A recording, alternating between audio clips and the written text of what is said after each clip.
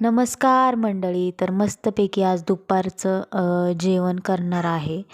तर म्हणजे अर्धं जेवण बनवून झालेलं आहे, तर अर्धं बनवायचं आहे.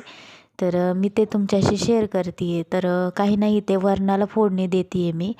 आणि माझं जे दुपारचं रुटीन आहे ना, मी ते तुमच्याशी शेअर करणार आहे. तर व्हिडिओ शेवटपर्यंत बघा. आवडला तर नक्की लाईक सबस्क्राईब करा. तर इथे ना आधी मी डाळ वगैरे शिजून घेतलेली, त्यात कांदा, टॅमॅटो, ते चवीपुरतं मीठ आणि हळद आणि थोडीशी कोथिंबीर केलेली आहे. त्यानंतर मग इथे तडका दिलेला आहे. तर असं जे वरण आहे ना, ते तुम्ही एकदा करून बघा. खूप छान लागतं आणि खूप टेस्टी लागतं. तर इथे मस्तपैकी मी जिरं, मोहरी आणि थोडीशी कोथिंबीर आणि लसूण ॲड केलेला आहे तडक्यामध्ये. आणि मस्तपैकी मिक्स करून थोडंसं एक उकळी करून घेतलेली आहे.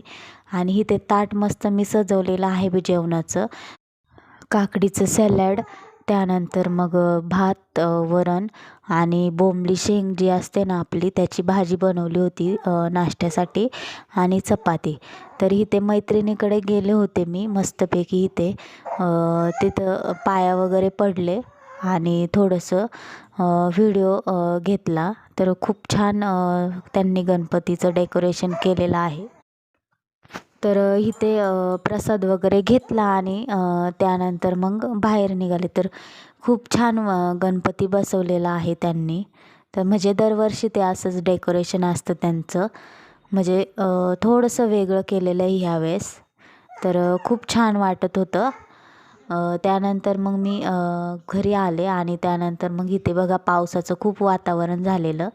तर पाऊस देखील येत होता, थोडीशी भुरभुर. असं जे नॅचरली जे वातावरण आहे ना, ते मला खूप आवडतं.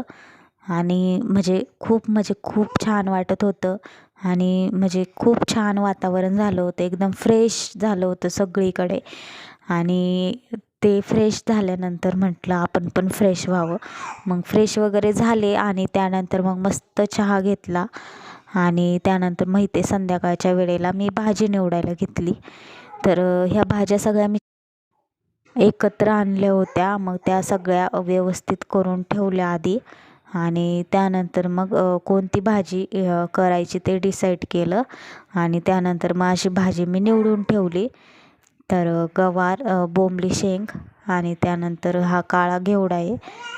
तर आजचा व्लॉग इथेच एंड करते. जर तुम्हाला व्लॉग माझे आवडत असेल तर नक्की लाईक सबस्क्राईब करा. भेटूया नेक्स्ट व्हिडिओमध्ये. तोपर्यंत बाय बाय.